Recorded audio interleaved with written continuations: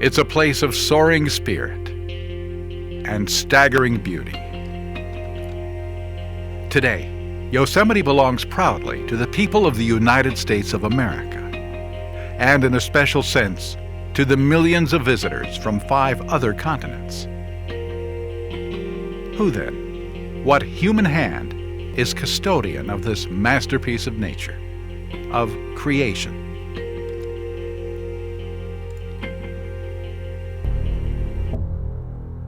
Some 3,000 years ago, a tribe of Native Americans peopled this paradise. They called themselves the Awanichi, hunters and gatherers who built villages of tree bark and ground acorns into a mush that is the staple of their diet.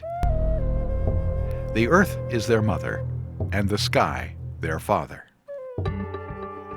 In an age when the Spanish are hiking up the California coast, converting native peoples, the Awanichi have never heard the ringing of a church bell, nor had they ever seen a missionary friar. They were an inland people, sequestered in their untouched Eden. Then, in the middle of the 19th century, an adventurous group of prospectors are warned by the Awanichi not to penetrate their sacred precincts. They ignore the warning, and 2 of the prospectors are slain. White settlers are alarmed, feel threatened. A battalion of volunteers is recruited to subdue the Indians, corral them, then ship the whole tribe to a reservation. Now the battalion stumbles on a site that today we call Inspiration Point. These are the first whites ever to behold the Yosemite Valley. A chain of wars, some just skirmishes, drums the Awanichi out of their ancestral homeland.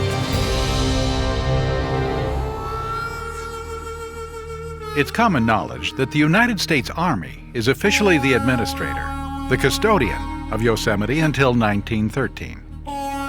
What is not so readily known is that many of those Army custodians are Buffalo soldiers, African Americans, of a regiment formed of freed blacks during the Civil War.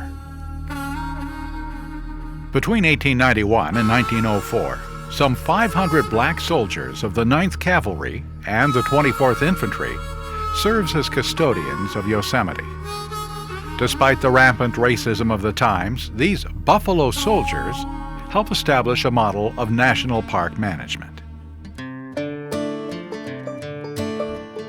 In 1916, the Parks Administration is turned over to the federal government, and the newly formed National Park Service takes over.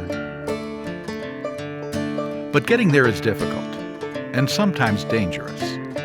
First, one must set out from San Francisco by stage, or wagon, horse, or train. That trip takes as many as 14 days. Then, it takes 2 or 3 more days to get over the mountain and into the valley. The time is the Great Depression, turning bankers into beggars, brokers into bums. On the streets, war veterans are selling apples or pencils. Youth is grim. No college, no jobs, no future.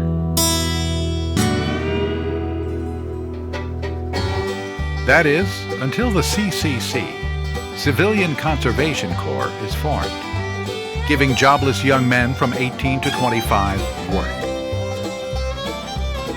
One volunteer states that he enlisted as a teenager and came out a man.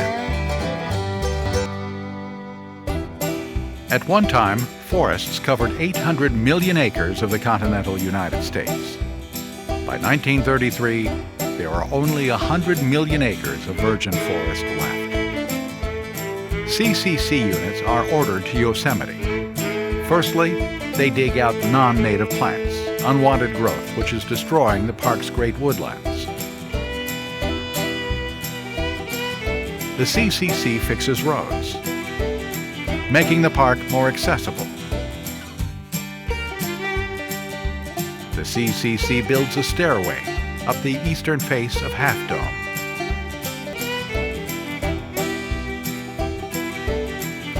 Over 80 years later, park visitors can still test their endurance on this demanding climb. The reward is a well-deserved view of the whole valley that makes the adventure complete. Another Park Service addition to Yosemite was the mule tours. This tour was on Panorama Point Trail. Nevada Falls is in the background.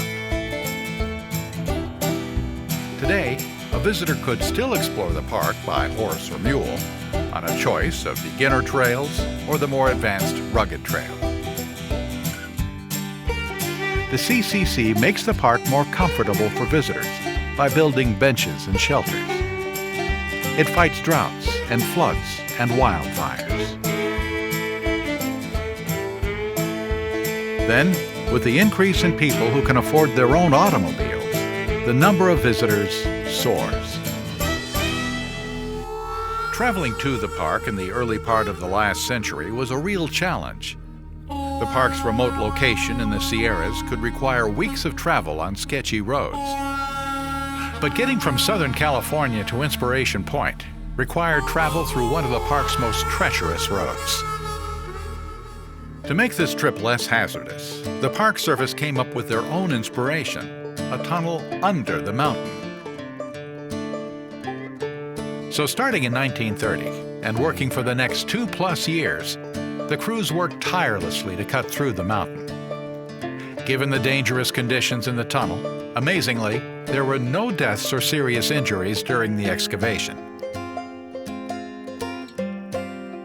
When it was opened to the public in 1933, it became the longest automobile tunnel in the U.S. The tunnel still saves time for the thousands of motorists who travel to the park. Today, Yosemite attracts almost 4 million visitors a year, not only from the United States and Canada, but from Britain and China, Paris and Peru, Sydney and Tokyo. In a year, more people than the population of Denmark.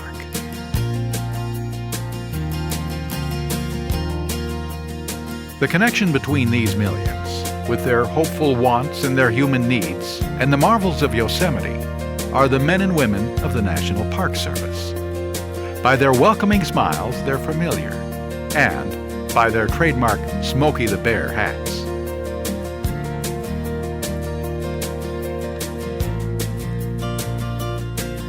Rangers are issued uniforms for every kind of activity. They are like soldiers, whose aim is not to kill but to protect, not to destroy life, but to sustain it. The scope of their responsibilities is staggering. Operating medical facilities where falls, sunstroke, hypothermia, dehydration are treated. Operating tours, post offices, gas stations. Leading trail rides. Providing interpreters for visitors who don't know English. Conducting, in sign language, a program for deaf visitors. Lending handicapped visitors motorized wheelchairs on which to tour the park. Now the Rangers are operating a comparatively new program called Girls on Granite, a supervised climbing adventure for women only. What these heroic Rangers must deal with in the future is also staggering. Certainly the impact of the millions who come here must be controlled, the number of visitors strictly limited, or they will destroy the natural wonders that attract them. Poachers and runaway forest fires are no longer the enemy. Today, the enemy is pollution. Today, it is climate change. These are enemies that the dedicated men and women of the National Park Service are preparing to fight.